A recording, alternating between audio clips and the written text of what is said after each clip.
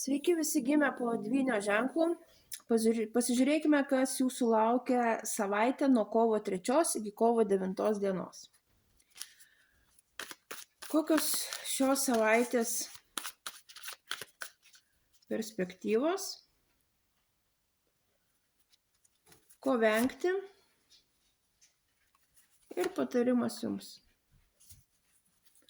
Savaitės perspektyvos. Jeigu turite vaikų, užsimsite vaikų reikalais.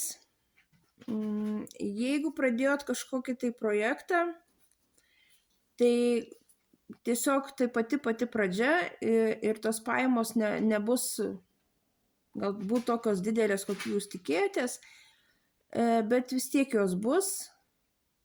Reikalai judės lėtai, bet super didelė perspektyva. Niekur neskubėkit, viską apgalvokit ir judėkit į priekį. Ko vengti?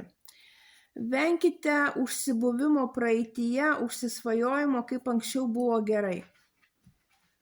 Tiesiog nepabėkit nuo realybės ir užsiimkit einančiais reikalais.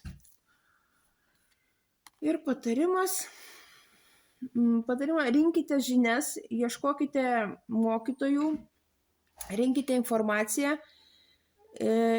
atidžiai dirbkite su dokumentais,